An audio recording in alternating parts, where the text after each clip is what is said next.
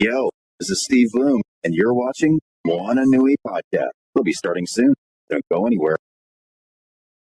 I'm Veronica Taylor, and from myself and Ash Ketchum, I just want to say, Moana Nui, I choose you!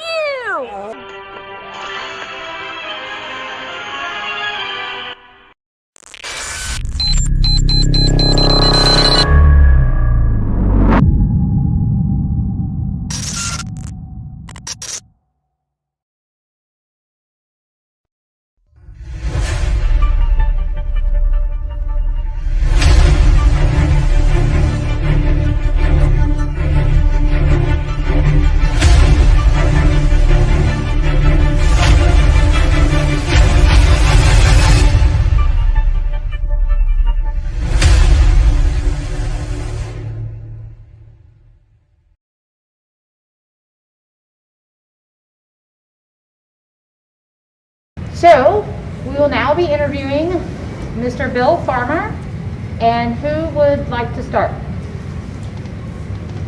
You want to start, Mr.? Do you want to have an introduction of yourself? Okay, my name is Bill Farmer. I'm a voice actor, probably best known around the world as Gorsh, the voice of Goofy, and Pluto for the Disney company over the last 35 years, and many other characters along the way, most notably recently, Hop Hop in Amphibia. I have a show called It's a Dog's Life, live action show on Disney Plus that I produced as well as hosted. And go back as far as RoboCop on camera.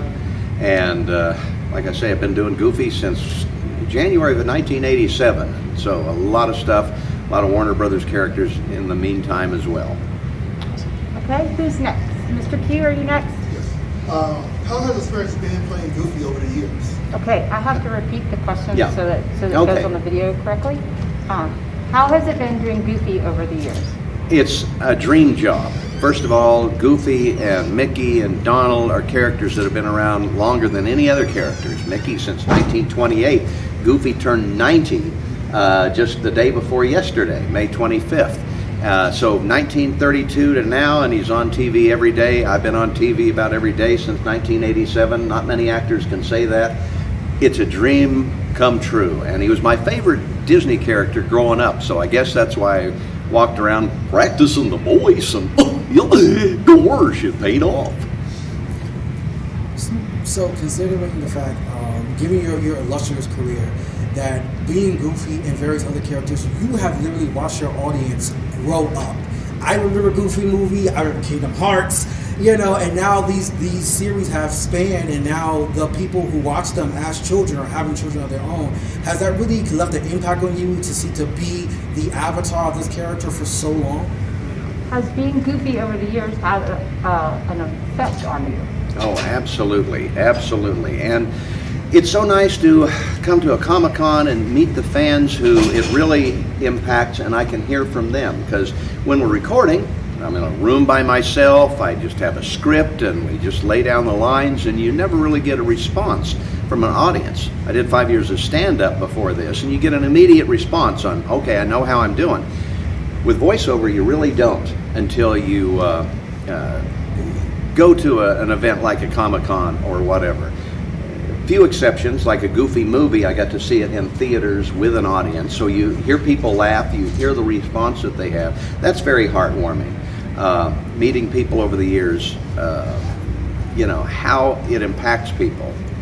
For some reason came to me, probably one of the most famous people I ever met was in Florida. I got to meet Muhammad Ali, and he I told him who I was and everything, and he said, that's cool. He says, do you talk to kids in hospitals? Was his first question. And I do occasionally on Make-A-Wish Foundation, stuff like that, talk to kids, and that's one-on-one where you really hear the love and the reality of these characters. And he said, man, then you're my hero, and shook my hand. And that just right there solidified the importance of these characters, and I don't take it lightly. And I really, to these kids and everything, and the fans, it's more than just a silly cartoon character. It really means something. A Goofy movie, I've had so many people say, I couldn't talk to my dad until that movie came out. It became our movie. And it's important. It has an importance beyond just a cartoon show. And I try and keep that in mind whenever I meet fans and do the voice and do my job. Yes, sir. I was going to ask, so what is your favorite performance out of all of these years? Like your favorite experience performance that you have just seen and the people around you have been just like, wow, this is an amazing thing that I've done that made these people really appreciate Goofy. What was your favorite performance you've done over the years as Goofy? That's a hard one to answer because I've done nearly 4,000 performances as Goofy for the Disney company, and series and television records and everything else, talking toys and everything. But probably the number one that the fans talk about the most is a Goofy movie. It was first theatrical movie of any of the main 5 Disney characters, and it came out great. It's been 35 years almost, or let us see, 95 to whatever it is now, and almost 30 years. And it's still a viable movie, and people all the time. And as was mentioned earlier, my fans have grown up with this character. They used to identify with Max, and now they're identifying with Goofy as a parent. And okay, it's kind of a full circle, and their kids now are fans. So it's kind of that, you be careful what you do because it's going to last a long time. But I'd have to say a Goofy movie of all the things I've done with probably made the most impact with fans. Now, individual episodes of any of the series that I've done, I have my favorites and everything just because of stretching the character, doing something new or fun. There's a lot of those, but I'd have to say a Goofy movie overall.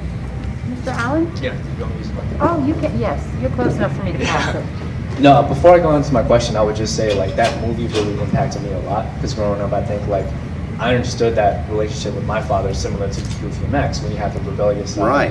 And then you learn to love your father the same way Max did with Goofy. So just that's a movie I'm gonna watch with my son, just to see his reception.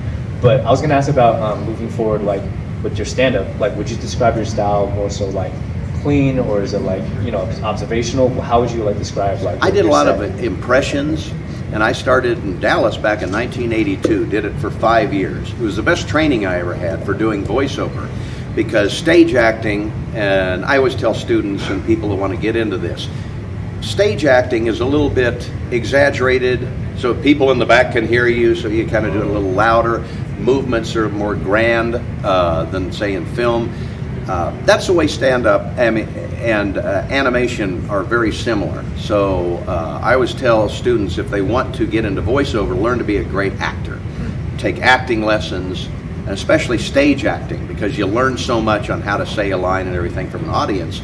And you don't get that in a booth where it's just you and your microphone and a script. You just got to know how to get the most out of that line. Ms. Renee? I'm not sure how familiar you are with anime in general, but I feel like Amphibia is what you would call an isekai in Japanese category, which is someone falling into another world and experiencing that. How familiar are you with the impact that Japan has had on some of the Disney, on some of the Disney content that you've created? So Kingdom Hearts, Oh, yes. Amphibia, things like that. Well, Kingdom Hearts is I think we came out with the first game in 2002, I believe. And it's the longest running series, as I understand, of anything that we've done that's still, viable. It was interesting also in that it was done first in Japan, so I'm listening in my headphones to the Japanese actors. I'm listening to the Japanese Goofy, who learned by listening to me how to do the laugh and everything, and it's very odd. And I'm putting English words replacing the Japanese words, and I don't hear anybody else's lines leading in. It's quite difficult because there are thousands of lines and they're not linear. It's not like one following the next. You can get lost really easy. You got to really depend on the director and everything. Amphibia, I love the reaction that people have had, especially today. I mean, people, the series ended like just about a week or so ago, and people love that. And I do a character named Hop Pop on the series, and I love doing that because unlike Goofy, I was stepping into a role that had a previous history. I got to come up with the Hop Pop, and give him a little bit more of my take on it and come up with a voice, and the direction was flawless, and the story was just, it was great. And I just, that's definitely, it's like children. Goofy's my child and Hop Pop's my child. Which one, people say, which one do you like doing more? You can't even go there. It's just, they're both your children and you love them both. Next one. Yes, sir. I was going to ask, how was the experience working on games like Kingdom Hearts, or Kingdom Hearts 3 in particular? Like, we had a long stretch between 2 and 3, and I don't think Goofy really played a particular role. Did you ever think that you would ever see, did you ever think that you would see the opportunity to play Goofy in Kingdom Hearts again? Yes, only because I knew that they had produced it in Japan, so I knew that they would probably be translating into English and it would be coming up. But there was a big time gap between, especially the second and the third main game. But yeah, I felt that it would come back. If it's so popular, it just always, they'll be doing more. Typically, I expected that, but you never know. From time to time, things get canceled, new projects come up all the time, and you never know what's around the corner. Next one. Oh, Mr. Q. All right, so you're doing Goofy for many years and many characters. Do you have any favorite lines from there? Cause I know I saw an interview where you like the potato world. Yeah. Oh, Potato Land, you mean? Yeah, potato land. People ask me to quote that from time to time. Quite often they'll say, what's my favorite line from a Goofy movie? And it's usually when Goofy's asleep and how many cups of sugar does it take? How many cups of sugar does it take to get to the moon? And Max, 3.5. And he goes back. I had to do that about 20 some times to get it right. Who's next? Mr. Allen? Sure.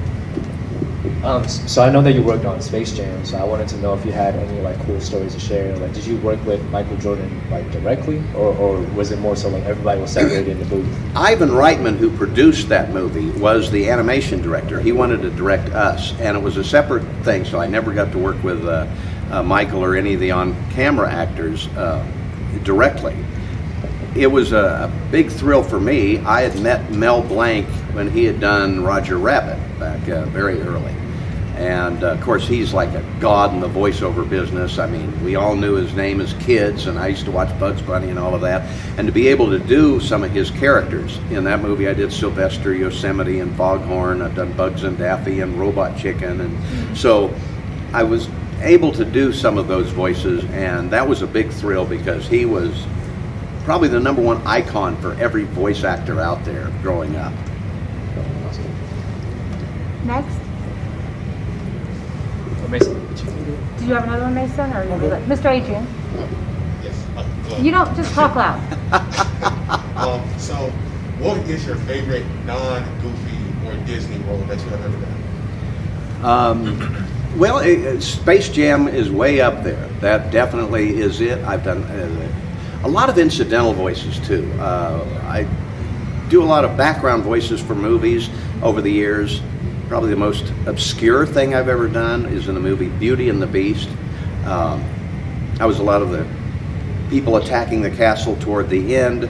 The most obscure thing that no one knows about is in the scene where Gaston is singing about decorating with antlers and all of this. He throws 3 eggs up in the air, and they go, that's me. I'm eggs. So got eggs on my resume. Other things that occasionally I won't even remember until I see the movie. Shrek 2, they had a party at the castle, and I did the announcing saying, "Ladies and gentlemen, introducing Princess Fiona and Prince Shrek." And my son was with me, and he says, "Dad, that's you." And I guess it was. I forgot.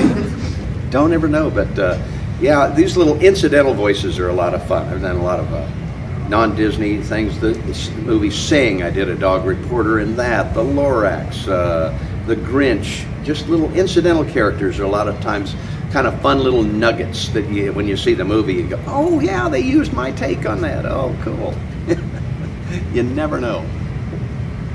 You want to know? Sure. Yeah. So I know you did Robot Chicken too, and that's like very, very different from like Disney.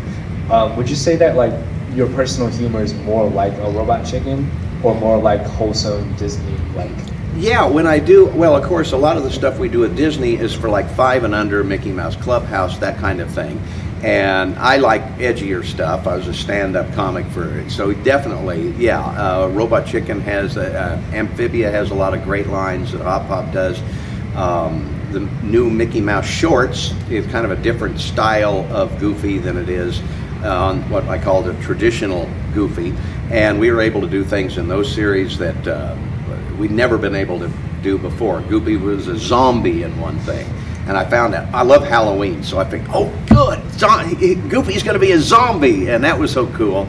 And those scripts are wonderfully funny, and I love doing those too, because it's much more adult and a little whacked, and so am I. We have time for one more question. Mr. Q has said that he would like to ask the last question. Go ahead, sir.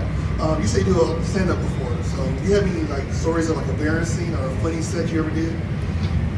Embarrassing, or what was the? Or funny set. Oh my gosh. I started back in 1982 in Dallas with our house comic was a guy named Bill Engvall, who went on to great fame with the the Blue Collar Comedy Tour with Jeff Foxworthy and everything, and Tim Allen and Roseanne Barr and all sorts of guys from that era. Sam Kinison I knew. All of those guys were Texas comics, and it came through our clubs, and I got to learn from some of the best, I think. And I made me a Disney legend in 2009 along with one of my idols, Robin Williams, and that was a big thrill to get the chance to meet him. Stand-up is tough. I got to say, you're on a Friday night in some town, in the middle of Texas or Louisiana, Oklahoma or something, and they aren't in the mood to laugh. It can be really a long night.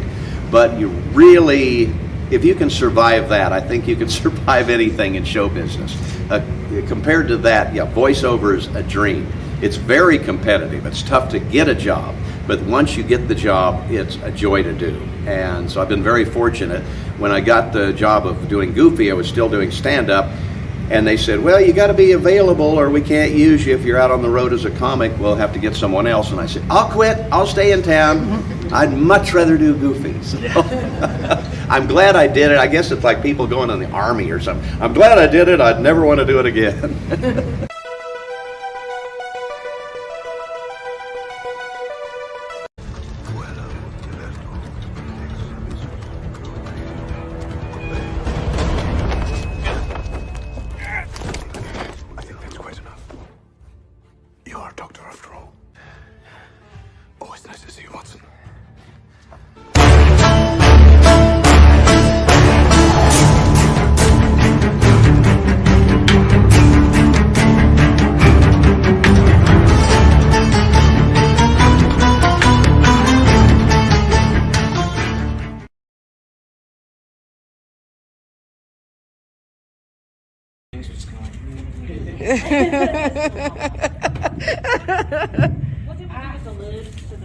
Yes.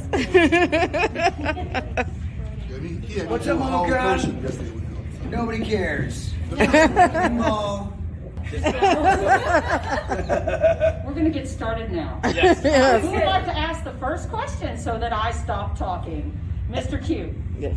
All right, so you've been a part of a lot of like 90s big shows. Like, how was that experience? It was great. No, I don't get a proper introduction with my real name. That would be great. Or do I do it? Jason Marsden. Marsden. Yeah, you can introduce yourself in your rap. Jason Marsden. Yes. My new friend. Yes, we've known each other for so long. And now I have it all together. Oh, thank you, sir. And now Mr. Q. You will ask the first question.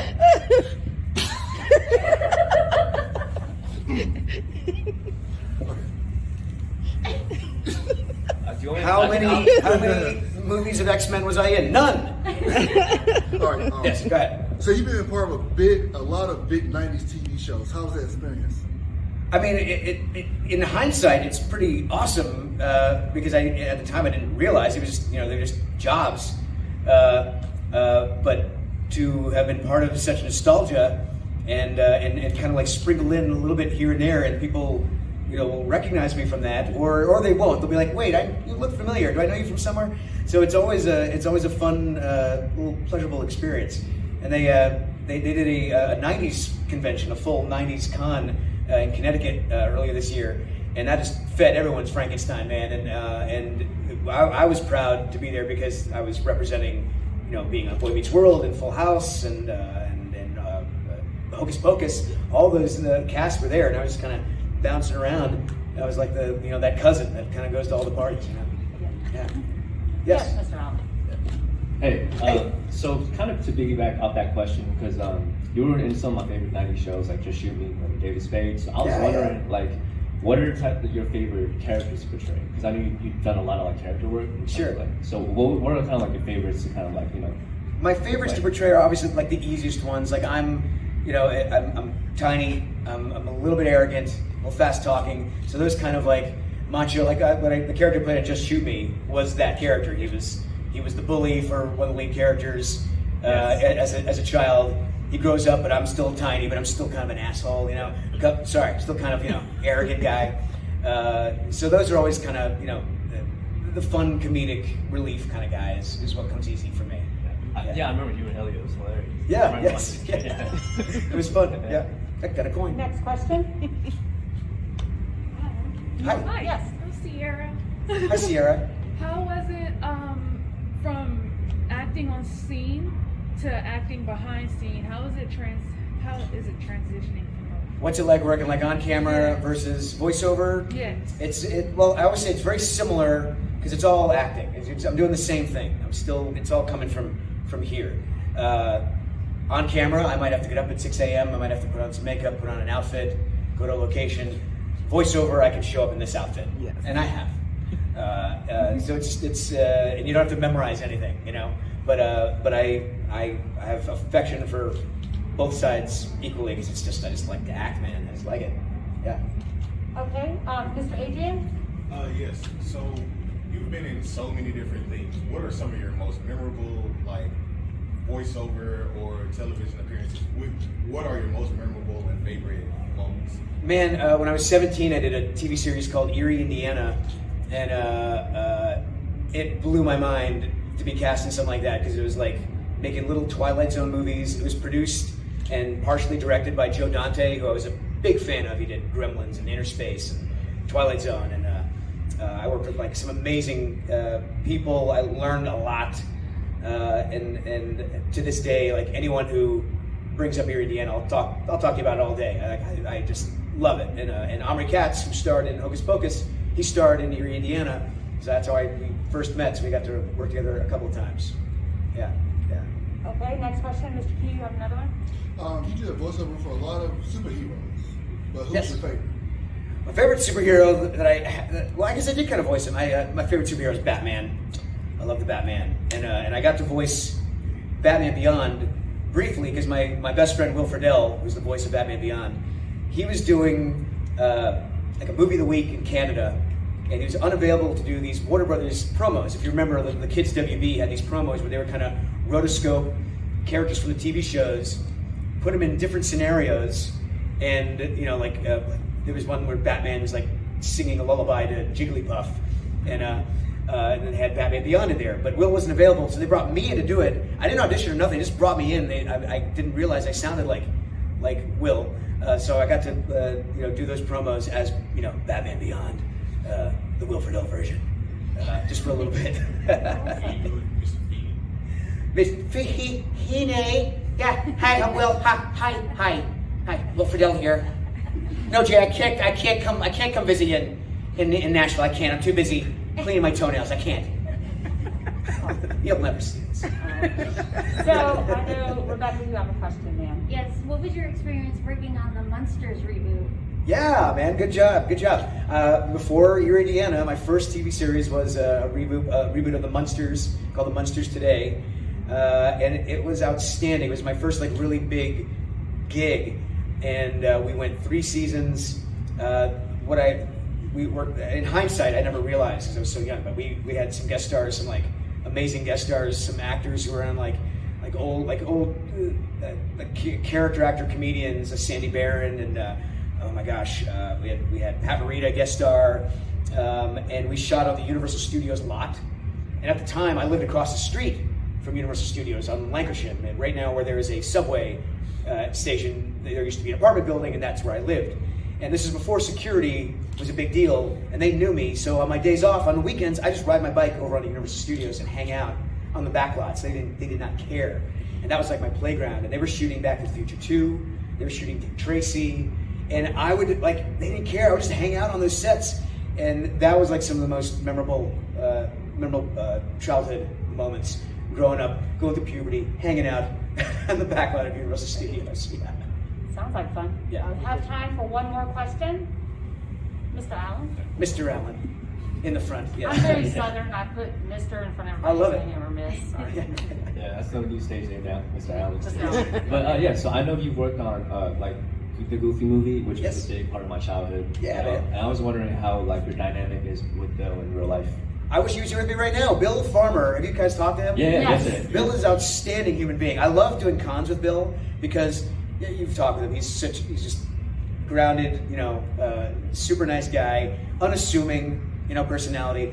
And when we're at cons, he will be behind his table, and not a lot of people know who he is just by looking at him, but they'll look at him and they'll look at the picture of Goofy on his table, look back at him, look at Goofy, and they're like, are you the voice of Goofy? And he'll look at him and go, gosh, I sure am. And people just burst into confetti because that we did a panel yesterday, and him just doing the voice sends these ripples of giddiness because he's Goofy, for crying out loud. He's like one of the most beloved, trifecta of Disney characters out there, and when you experience that firsthand, it gives you those good nostalgic feelings, man. Yeah, I love Billy. I love him so much. It's like a real father-son dynamic, and I live in Nashville now, so I get to see my friends through convention appearances, and thanks to a Goofy movie, we get to see each other all the time. We've traveled together, and we've gone to weddings and stuff like that. He's an outstanding human being. Yeah. We enjoyed him the other day. Yeah. He was here Friday. Yes. Yeah. He was here Friday because he made a video for my son who wasn't here that day. Perfect. Disney legend. Yeah. Exactly. Yeah. So I went to school in Nashville, by the way. But Right on. me and the snobby rich kids, but I'm not one of those. Human Fog. No, Vanderbilt. Even snobbier. Vanderbilt's a great school. Yeah, right on. Maybe. So.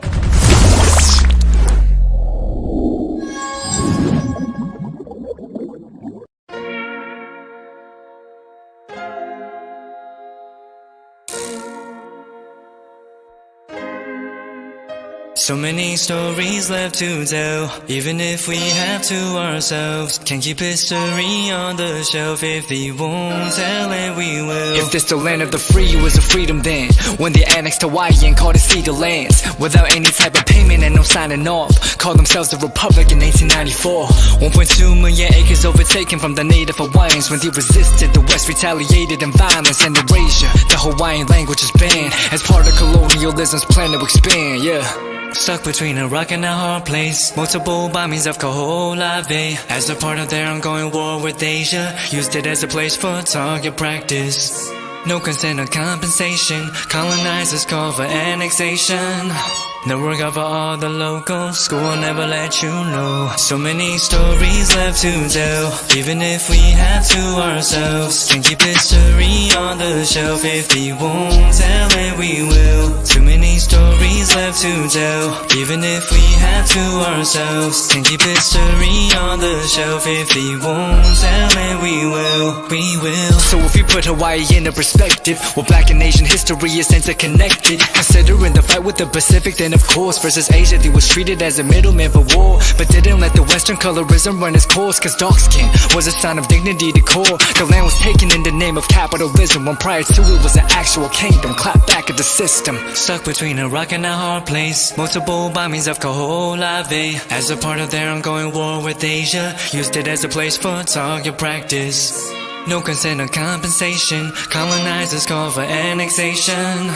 Network out for all the locals. School will never let you know. So many stories left to tell. Even if we have to ourselves, can keep history on the shelf. If we won't tell it, we will. Too many stories left to tell. Even if we have to ourselves, can keep history on the shelf. If we won't tell it, we will. So many stories left to tell. Even if we have to ourselves, can keep history on the shelf. If we won't tell it, we will. Too many stories left to tell. Even if we have to ourselves, can keep history on the shelf. If we won't tell it, we will. We will.